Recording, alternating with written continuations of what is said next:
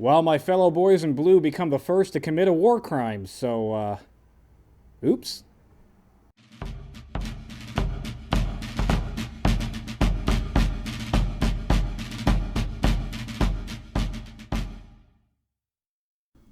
Hello and welcome to Civil War in Hindsight. I'm Lieutenant Tommy. With me, as always, is Prospector Johnny. And two things before we start, Johnny. I just want to say that I'm having some technical difficulties. One of my lanterns burnt out, so if you get the weird ambient shattering on my face, that's what that's from. And we upgraded our technology to a wireless telegraph system, so I hope that you guys can hear me a little bit better. That's nice. Did you send your spare oil or something to the troops to help them out? So I they did, yes, yeah. Actually start fighting this war? Yeah, well, Johnny, your wish is my command because we do have some fighting this week, and we do have some casualties, although it's more of a war crime than a battle. But I'm sorry, but we're at war, so people are going to die. Let's right? jump into it. Yeah, that's how war works. What? Yeah, let's jump into it. So the St. Louis riots, or massacre, depending on how you want to look at it, will begin on May 10th. I'm guessing it depends on which side you're on. No, I think on both sides it's just a flat-out massacre. So over the last several weeks, tensions have been boiling over in many, many of the cities that we talked about. We've already talked about, Knoxville, Tennessee having riots. We've talked about Baltimore having riots. Well, St. Louis is no different, especially since it's a slave state, just like over in Maryland. So the whole country's burning now. The whole country's burning. These tensions have been boiling, so regular Army troops, along with a heavy German population that's in St. Louis, that's pro-Union, are against the state militia and pro-secessionists.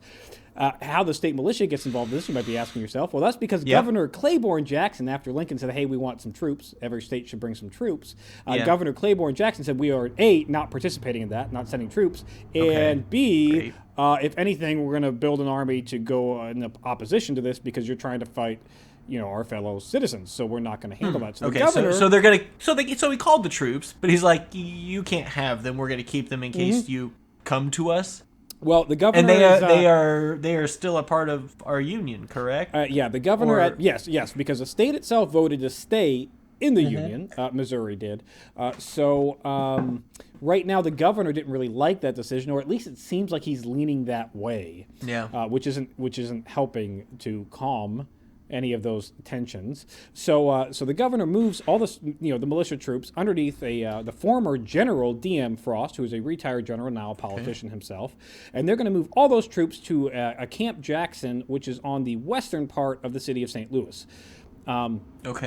Meanwhile, there's the arsenal at St. Louis, which we talked about a couple weeks ago, that all the arms got snuck out in the middle of the night and sent up to Chicago. Got him. Well, that arsenal is still there with a few regular troops that are still occupying it. And this is where they called on, the Germans are like, hey, we'll help with the Americans. Yes, we like to suppress populations. We have some good history with that. So they're all... And futures. And future history with that. Yeah, foreshadowing. So they go over there to go out and assist and help out. Now, the secessionists had been threatening to take the arsenal for the last month, which is why, those guns got snuck out and shipped up to Chicago. Yeah, heroes. Captain Nathaniel Lyon, who is the acting captain of the arsenal, wasn't going to allow that to happen. He's the acting captain because the actual captain is in Chicago with those guns, making sure they got where they need to be. He's like, well, we're out of here with all of this stuff. Well, Thank you very much. And you can take over, I guess. No, he's on his way back. He was making sure. So he's interim captain. So this is the interim captain. Yes, the interim captain, Nathaniel Lyon, wasn't going to allow that to happen, even though that he knows that there's nothing really of value in the arsenal at all anymore, since most of the it's a matter of principle. It is a matter of principle. So on May 8th, this is, from reports that I have, these vary. So, some say this is a true story, some say this is a little bit embellished. But allegedly, on May 8th, Nathaniel Lyon is going to dress like a woman and go into Camp Jackson as a spy to find out their secrets, which this wasn't really necessary because everybody in Camp Jackson is like loose lips, everybody's drinking, everybody in St. Louis knows what's going on in Camp Jackson. I feel like you'd be better off showing up with a bunch of liquor than trying to dress up as a woman. How pretty is this guy? He must be a very pretty, he must, if he's able to pass this in these times with these makeup and costume technologies that we have available to us. Have you seen some of ye olden day pictures of women back then, Johnny? I guess that's true. That's fair. Anyways, just a hard-working woman. Hard-working woman. So he finds out that Camp Jackson has just received several shipments of boxes labeled marbles, but instead of actually containing marbles, they contain several mortars and a bunch of munitions. So did they expect that the marbles would be less suspicious? Who ships a big-ass box full of marbles? I mean, I guess they're just like, what weighs about the same as a bullet? These aren't bullets, they're marbles. So on May 10th... we got the National Marble Convention coming to town. We got to get all the marbles down there for the tournaments. So on May 10th, Captain Lyons is going to lead 7,000 volunteers to storm the camp of 700. Now, DM Frost, the commander there, claims that the camp was going to be disbanded on the 11th. It wasn't. But in face of overwhelming numbers, 10 to 1... Yeah. We're good. I mean... We don't have enough marbles. Of course. Yeah, our marbles... The shipment came... but yeah, it was not nearly enough. Now, as his men were being marched back to the arsenal under arms of the Germans and the regular troops, the intention here was to parade them through town to make an embarrassment of them, and then they were going to be pardoned once they got back to the fort, the arsenal. They were all going to be pardoned and say, "Hey, go home." Okay, so this is just this is all it's kind a of a scared show. straight tactic. Like, we're just going to scare the bejesus out of them, show everybody else that we can come in here and just make them surrender without anything, and then just let them go on their way. But the problem is, instead of fear, instead of that being a good fear movement to the population, a large crowd started gathering and watched the troops, and they got mad. And since they were being marched by the Germans, there was a lot of "damn the Dutch" and "screw the Hessians" and all that fun stuff, because we don't like foreigners on our land, because we're Americans. And well, unless they're going to work for us for free. For free. So at some point, the general consensus is that a drunk member of the crowd stumbled in front of the marching entourage and fired his pistol at him, which then prompted the 7,000 Germans and regular troops to shoot at everybody, including, the unarmed prisoners that they were marching. They just started shooting at everybody. There's the war crime. You can't do that. Yeah, you can't. Right? Probably, like that's once you take a prisoner, like you put him in a camp somewhere in crappy conditions and keep him alive until the end of the war when they all surrender and let him go. Yeah, you don't just start shooting them and also civilians. Yeah, you can't do that. Definitely can't do that. 28 or 29 reports vary. Civilians were killed, civilians and soldiers, and all soldiers. People were killed, including women, and including what was specifically mentioned, a child in arms. So that's a baby. That's a mama holding a baby. Probably. Yeah. Either that, or it's referring to a child. It could be referring to maybe a child soldier. A child with arms? Yeah, a child in arms. Yeah, it's probably Lieutenant Tommy, not a child with arms. I was going to say, if it's a child with arms, that's just what we're going to call. It's fair game. In about 3 weeks. It's fair game. But maybe, I don't know. Maybe don't bring your child to a riot. Watch soldiers march to what you were supposed to assume is a terrible fate. So, but let's not victim blame. Sorry about that. Yeah. So naturally, after this, the city's in full-blown riot. I mean, that's fair, though. That's fair. That's totally fair. They just had somewhere in the neighborhood of 20 to 29 citizens died. Yeah, dead. Yep, shot, unarmed shot. By people marching By foreigners marching. By the Germans. It's 29 American civilians killed by the Germans. So also on the 10th of May, Confederate Secretary of Navy Mallory is going to urge President Jefferson Davis to build ironclads, as he recognized that his Navy could not stand toe-to-toe with the blockade of the Union troops, and the only hope that they could have breaking out of the siege would be to use a force multiplier like an ironclad boat. Johnny, question. Boat. Yes, boat. What's an ironclad? So what is that? You take a steamboat. They could take a wooden steamboat and you plate it in iron. And that way, the cannonballs coming in will ricochet off the iron. It's armored plating. I mean, that's going to make it too heavy to float, though. Just drop to the bottom of the... You can't make a boat out of metal. That's insane. That is what Secretary of Navy Mallory is proposing to President Jefferson Davis. So we'll see if that pans out. It's going to pan out in the bottom of the ocean.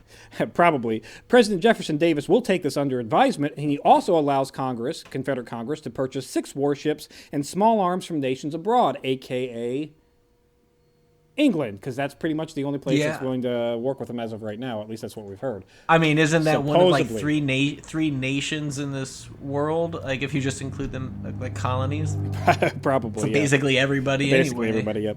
On May 11th, more shots rang out in St. Louis as civilians entangled with regular troops during this riots, and 6 more are going to get shot and killed. Okay, all right. You preface this by saying I was looking for fighting. I wanted 2 armies to have a fair battle where they could just bang, bang, and then fight it out. Not a bunch of civilians in cities getting shot up by the military passing through. Well, you did not specify, so I did not deliver on a specific military battle. All right. Well, see, this is the genie's danger. When you have those wishes, it's getting your wish, but it's not what you wanted, really. Yeah, pretty much. Lieutenant General William S. Harney, who's the actual commander of the Arsenal at St. Louis, and the regular troops there, he is going to return, Johnny, and he is none too pleased with what happened. He is none too pleased with what has happened. What did you do while I was gone? You were supposed to keep the lights on. That's all you were supposed. Don't let anybody in. Keep the lights on. That's all you had. You know what? You could have let them in because there's nothing here anymore. Yeah. We got rid of it. So this is like going out for a grocery run, or to the barn for eggs. And your wife comes back and you come back in and everything's burning down. Yep. Yeah, and 3 of your kids are dead. And you're like, what happened? You're like, oh, I don't know. An army marched through and killed them. Why? I don't know. On May 12th, General Harney is going to issue a proclamation to all the citizens in St. Louis saying that all laws must be obeyed and order must be restored. So, yeah, that'll work. So he told them that the laws were the law and to stop not following the law. Yes. Yeah. Could you please stop breaking the laws? Could you please stop breaking the laws? Is what he went out in the town square and said, "Hey, stop breaking the law." It's worth a shot.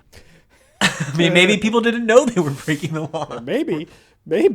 On May 13th, the Union General Butler is going to occupy Baltimore City when he takes over Federal Hill and seizes several manufacturings of arms, supplies, and munitions that he claimed were destined for the South. Okay. He had no order to go into the city of Baltimore. Now remember, last week he was in the railroads. He decided to leave the railroads and start taking over Federal Hall, and he was not ordered to do that. Lincoln's not very happy that he just did that. So he basically put Baltimore in martial law because he thought the guns that were there were destined for the South, which they may have been. I mean, possibly, but I feel like he's taking a lot of liberties with his decision making. Yes, he very much is. So we'll see what happens there. But good news, Johnny, Queen Elizabeth. Oh, the Queen of England. All hail the Queen. No, that's a president's song. What is the Queen's song? I don't know. Oh, Britannia. I don't think we have to know that anymore, we don't Tommy. Have to know anymore. Anyways, Queen Elizabeth, as of what, like 80 years ago or whatever. Yeah, Queen Elizabeth is going to make it perfectly clear that Britain is neutral, will remain neutral, will remain strictly neutral, and threatened all of her citizens not to offer aid or assistance to either side, unless that is her Majesty's military selling guns to them. Because as long as they sell equally, gun for gun, that's fine. Well, okay, but other than that. We're not. What if the North happens to have more money available to buy more guns than the South? I'm sure that's going to go out the window, and she's going to allow them to buy whoever wants to buy. But civilians themselves, the civilians aren't allowed to join the military. For the North or the South, they're not allowed to provide aid to the North or the South. They're supposed to maintain strictly neutral. Okay. On May 14th, 4 blockade runners are going to be seized at Hampton Roads by federal boats. So good job on the blockade for keeping those dirty pirates at bay. Lincoln is going to begin developing a plan to get pro-Union sympathizers weapons from Cincinnati to Kentucky. So pro-Union troops down in Kentucky, he's trying to get them weapons from Cincinnati. Okay. That seems pretty easy. That's like a across the river. Half a day trip. It's not even a half a day trip. You just get on a dinghy and ding across. There's bridges. Walk across. I mean, Kentucky's right there from Cincinnati. It is right there. Lincoln is, like I said, he's going to try to do that plan. General Harney is going to issue a proclamation to St. Louis citizens again to ignore the state legislature this time, authorizing troops to be raised for pro-secessionists. So the governor and the state legislature said we can raise troops for the secessionist movement. Wait, he can do that? That's allowed? I guess, but the General Harney... Or he's doing it, I guess. He's doing it. And apparently Harney, the Confederates don't care about what's allowed. That was a stupid question. So the state legislature is saying we can raise troops for the South, and General Harney, who's in St. Louis Union, says you guys ignore that. That's not real. Don't do that. Don't do that. Yeah, that's pretty conflicting. I mean, that's basically like it's inviting the bad guys to your house to play. House, yeah. It's like you have all your friends over, and now you're gonna invite all their friends that like don't get, or their enemy group that they don't get along, and have them come in and play. Come in and play. It's fine. Just hang out together. You'll be fine. May 15th, General Butler is going to be relieved of his command because you shouldn't do martial law. When I said don't do martial law, was that wrong? Was that what I did? He shouldn't have done that. Now. The massacre in St. Louis, that's okay. But I mean, it happens. What are you going to do? Country's at war. General Butler is going to be relieved. He's going to be replaced by Brigadier General George Cadwalder. Butler will be moved to command Fort Monroe in Virginia and Hampton Roads. This is okay. So when you say relieved, you mean moved? Yeah, he was moved. He was punished and moved to a better position. Punished in what way? He was by saying you're removed and going to a new place? To a fort down in Virginia, which is probably a little bit more hostile right now than Baltimore. Or at least the potential of that. But either way, he's out of Baltimore to calm tensions down there, and he's being moved down to Virginia to Fort Monroe. To start new riots. Start new riots, probably. And finally, Johnny, this long week is going to end with... I should have had a special because that first chunk was long. But anyways, it's going to end with Tennessee officially being admitted into the Confederacy. Yay! We knew that. I mean, they already seceded. They're just not officially a part of them. I know. But next week, I'm getting a little bored up here or something because I can't keep straight who's who. That's fine. Kentucky is neutral. They're declaring their official neutrality. They will remain neutral this entire war. They are not seceding, but they're not going to actively participate in the war. They're asking for everybody to please ignore that they exist on the border between the North and the South. I can't imagine. Could you just march peacefully through our territory to go fight your battles in I don't think the other side? I don't think they're going to be marching peacefully through there. I foreshadowing. I think Kentucky's going to be a hotbed of some battles. It seems. If I was a betting man. Well, you're assuming that it's going to be a long war too, though, and there's going to be multiple battles. That's true. Whenever they get this first one going, I'm getting a freaking train ticket. I'm going to it. Well, because it might be the only one. It might be you're right. It might be the only one. We'll have to. I gotta keep my eyes out. Keep your eyes out. Press the pause button. Find out next week. That's it for this week in Civil War in Hindsight. Please remember to like, share, and subscribe, and join us on our other channel of Historic Hindsight, where we talk about all kinds of things like the actual Battle of Ironclads.